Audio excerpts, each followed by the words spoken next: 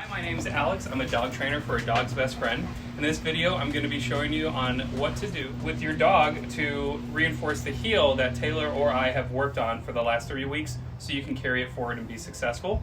So you can see when we came out that door, Eddie is in a calm-ish state. Your dog does not need to be completely calm, but you do want to come out the door and have your dog in a calm state. First, another thing that you're going to want to go over is the way you hold your leash. We do not recommend wrapping it up in your hand. Although you may feel like you have more control and it may seem like the better option, it's not. And the reason is because if for some reason, even though your dog is trained, if it's to go and pull and lunge at something, you don't want your hand wrapped up in that leash. What we recommend is ice cream cone. So you can see I have the leash doubled up here. I'm gonna grab it like I'm holding an ice cream cone. And I'm gonna choke down on the leash. So that way the leash is loose here. But if I need to, I within several inches, I now have control of Eddie. Okay, and you can double that up in there. I have the e-collar, it is on, it is charged. I have tested that Eddie can feel it. So now you're good to go. All right. You ready, Eddie? All right, let's go. So what you're gonna do is you're gonna hold your dog accountable. He's going to go back to his old behaviors because you're the owner and you have a different relationship with Eddie than the trainers.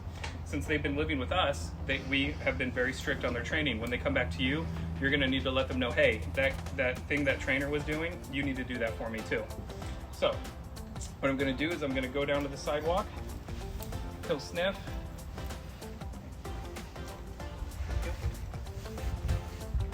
And what I'm gonna do is you can think of yourself as a bubble, kind of letting Eddie know or your dog know, I want you to stay next to me. And we're gonna use two things. We're gonna use the prong collar to do that. We're gonna use the e-collar to do that. The prong collar is to have physical control over Eddie, and the prong collar and the e-collar is to let him know, hey, I need you to work for me right now. So the prong collar assists the e-collar. Eddie, I'm gonna tell him heel, heel, no.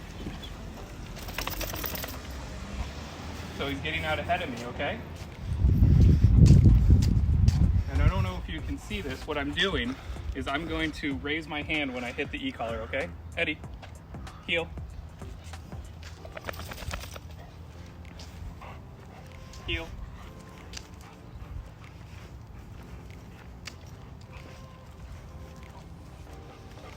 Heel. So Eddie is actually here for a tune-up. Eddie has gone through the board and train program. He's gone out back to his family. He's regressed in his training, and now he's back for a tune-up.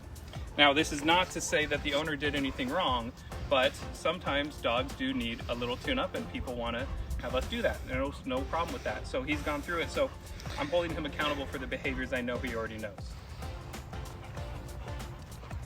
Heel. Heel. Another thing you want to do once your dog comes back from board and train is to work on your footwork. What I mean by that is a lot of times when people walk it with their dog, they're walking at a normal pace, which is probably 3 to 4 miles per hour, depending on if you're kind of a fast walker. Now, it's easy for a dog to stay in heel when you're walking fast because that's its normal speed. If you slow your footwork down, that really tells you whether or not your dog is really listening to you and understands the heel. Now, what do I mean by that? What I mean by that is I'm gonna walk at a normal speed. So Eddie's paws are moving. But what happens if I go from a normal speed to a slow speed? Look how much further he goes ahead of me. That tells me he's not really healing right now. So what do you do? Be walking at a normal speed, slow down, and let your dog know. Just because I'm walking slow does not mean you get to walk ahead of me. So you can see Eddie is now making good choices and is matching my speed. He's not perfect, but that's okay. We'll mold that. And don't expect perfection because, I mean, like Alex said before, the dogs have a different relationship with us versus when they go home. And you can see too, when Eddie's head goes down to sniff things on the ground, he's hitting the end of the prong collar. So it helps me control him, and I'm not constantly having to use the e-collar. So now he's sniffing. I'm gonna let him know, no, you have to keep working. It's not time to stop. Heel. Heel. This is one of the very first sessions we've done with Eddie since he's come back. We've got a whole week to train him. Stopping and sitting. And then you can say, let's go, or heel. Both of them mean we're still working. Let's go.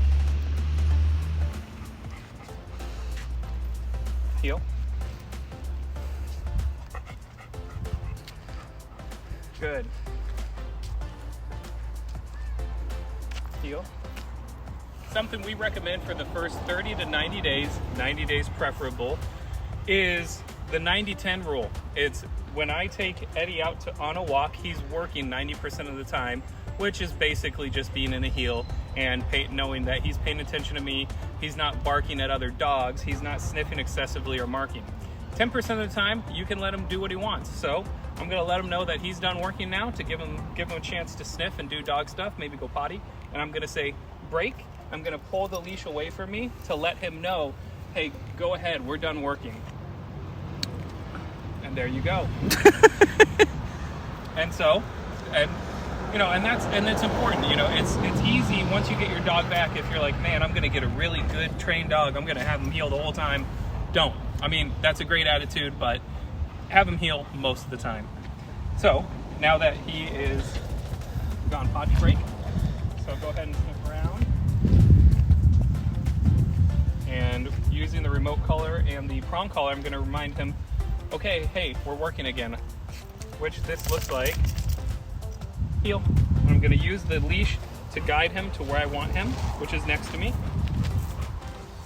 And I am intentionally walking slow. This is not my normal walking pace. But you can tell Eddie is working very hard to stay with me. He wants to sniff, he wants the freedom. Right now he has to behave. So he broke the bubble, heel. So you can see I'm stimming and letting him know where I want him with the leash. Heel. Once he's in the correct position, I will let off the e-collar. Heel. And you may find yourself, man, I'm saying heel a lot. Heel, heel, heel. Well, your dog doesn't want to be in the heel position. There's a vehicle behind you. Okay. So yes, you're going to be working with him hard.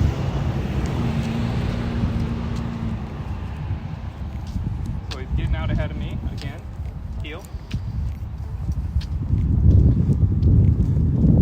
Sniffing the ground. I use the prong collar to get more control. You can use the e-collar. Heel.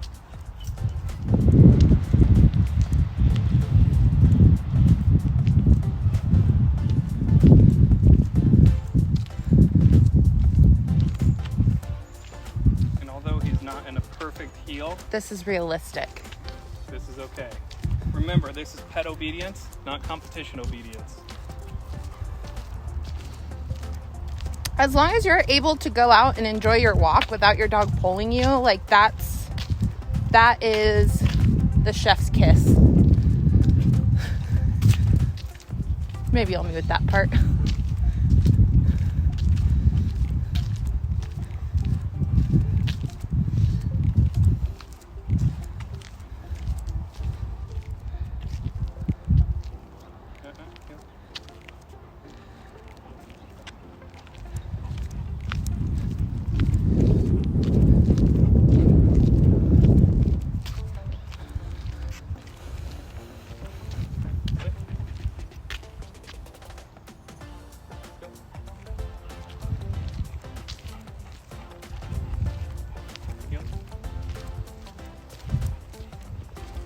Something that's important to remember when you're walking your dog is for signs of loading. Now, we probably talked to you about loading, but here's a reminder. When your dog is loading, what it is that he's looking at something that he wants to react to, he or she. And that could be other dogs, people, bicycles, cars. Every dog is different, but leash reactivity and loading is very common. A dog's brain is like a graph when it starts to load. Now, what it looks like is if I'm walking Eddie and he goes, and he sees a squirrel, his mouth's gonna close, his ears will go forward, And what happens is he gets wrinkles on his head. That's my cue. I need to stim him and stop him from hitting that threshold. So his brain, he sees that squirrel, and his brain is going like this to the point where he's gonna hit that threshold and he's gonna lunge. So when he gives me those signs of loading like this, no, there was a squirrel behind you. So that was perfect. That was a good example where he went, that's my cue. So I stimmed him, and his brain goes from like this to hitting the threshold, and he calms back down.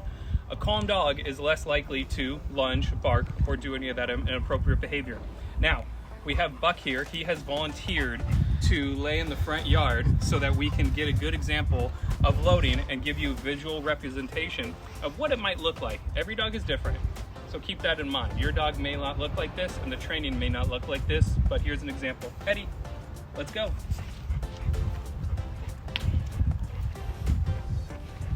So Eddie is going to look at Buck, hopefully. So he's doing a very good job of not loading. So I'm watching for signs. And start loading, I would give him a stim on the e-collar. But he looks for a second and looks away. Good job, Eddie. Good job. Hey, good job, Buck. Let's go, Eddie. When you first get your dog back, and the first time, probably the first several times you go on a walk and you're using the e-collar and you're holding your dog accountable for heel, you're gonna feel clunky.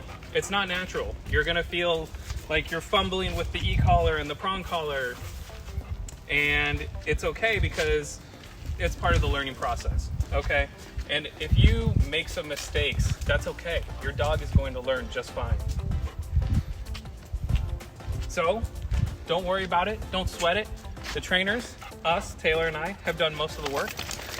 And now you just go out there and do your best. And I think you'll be surprised with the results.